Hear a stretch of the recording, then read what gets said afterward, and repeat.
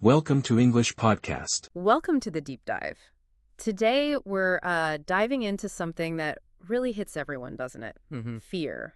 And, how we build the confidence to actually deal with it. Yeah, those moments of hesitation. Exactly. Like sending a tricky email or trying something totally new where you feel clueless. Or just speaking up sometimes. Right. That knot in your stomach, it's universal.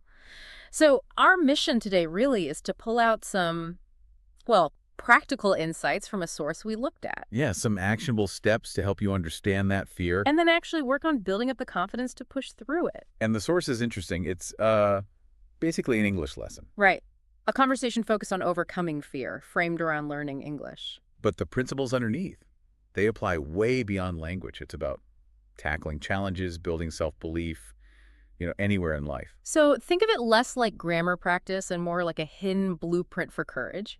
We'll look at why fear is normal, how action fuels confidence even when you're nervous, and pull out some real strategies you can try. Okay, let's get into it. Sounds good. So the source starts with this quick chat. Liam and Nora. Liam mentions an interview.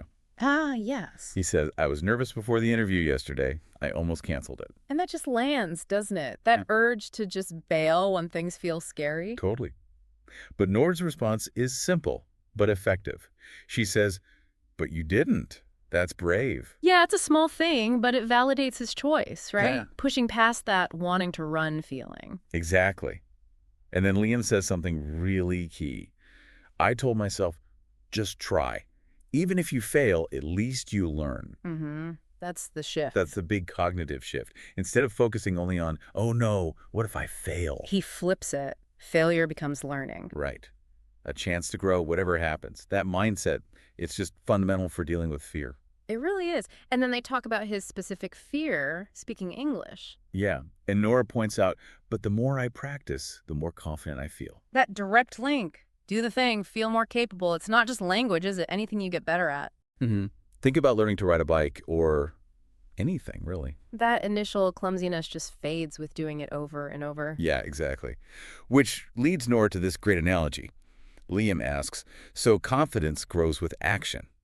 And she says, Exactly. It's like a muscle. You build it by using it. I like that. Simple, but powerful. It really is. Confidence isn't passive. You don't just wait around hoping to feel confident someday. You got to work it out. You have to actively do the things that feel a bit challenging, maybe uncomfortable. Like any physical skill, those first attempts might be shaky. Yeah, wobbly. But that's how you build the strength, the coordination. Confidence works the same way. You wouldn't expect massive biceps after one trip to the gym, right? Yeah. And confidence, whether it's public speaking or, handling a difficult conversation, it's built bit by bit, consistent effort. Even small steps count. Okay, so the source then kind of zooms in on some key phrases from that chat. Yeah, and each one offers a little nugget of wisdom. First, I almost canceled it. Which we talked about, that natural urge to avoid discomfort. Right. And just recognizing that urge and then choosing not to give in. That's a huge step in itself. Building courage right there. Then that's brave, which underlines, bravery isn't not being scared. No, absolutely not. You can be terrified, frankly, and still act bravely. It's doing it despite the fear. Courage in action. That's the idea, not the absence of fear. And then even if you fail, at least you learn. Which circles back to that growth mindset idea. Right. Abilities aren't fixed. You develop them. Exactly.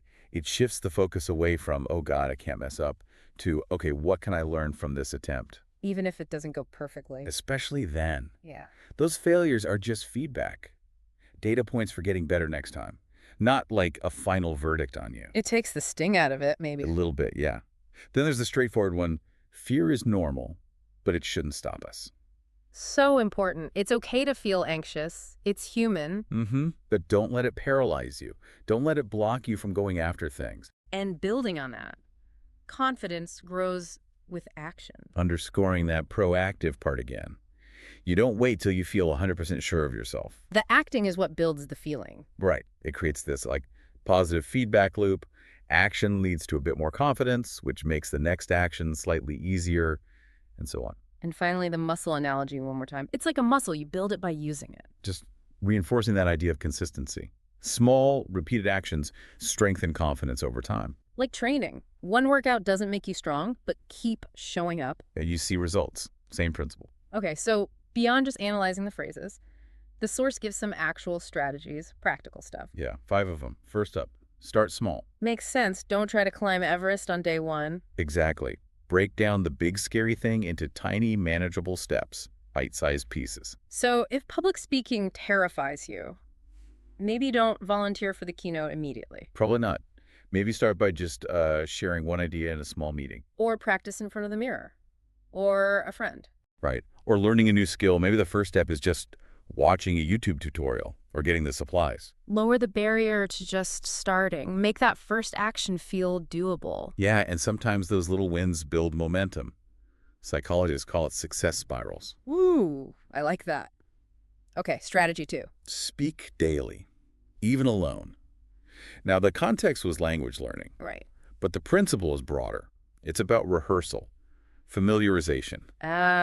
Okay. So if you're dreading a tough conversation, Practice what you want to say beforehand, out loud, even just to yourself. get comfortable with the words, the ideas. Exactly. It builds kind of mental muscle memory, reduces some of that in-the-moment anxiety. Makes total sense. Third strategy. Visualize success using mental preparation. So picture it going well. Pretty much.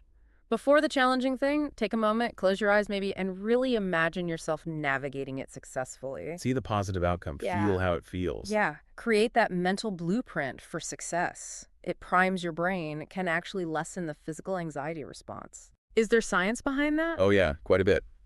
And interestingly, some research suggests visualizing the process, the steps you'll take to succeed, can be even more powerful than just imagining the end result. Huh. Makes it feel more achievable, maybe. Less abstract. Could be. Okay, fourth strategy. Learn from mistakes.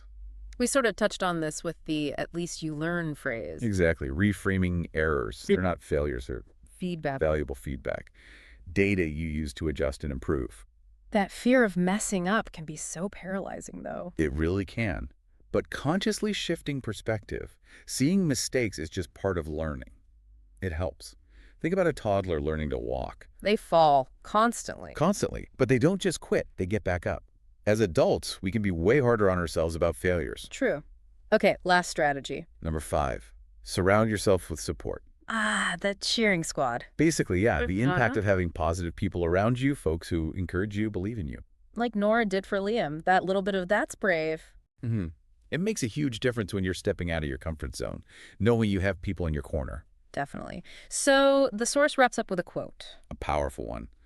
Courage doesn't mean you're not afraid.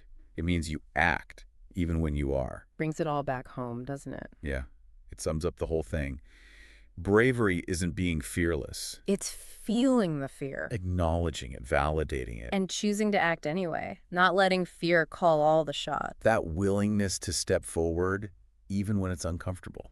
So if we boil it all down, fear is normal. Everyone feels it. It's part of growing. Absolutely. But it doesn't have to be a wall. And confidence, it's not something you're just born with. No, it's built actively through those consistent actions, those small steps. Even when you're nervous.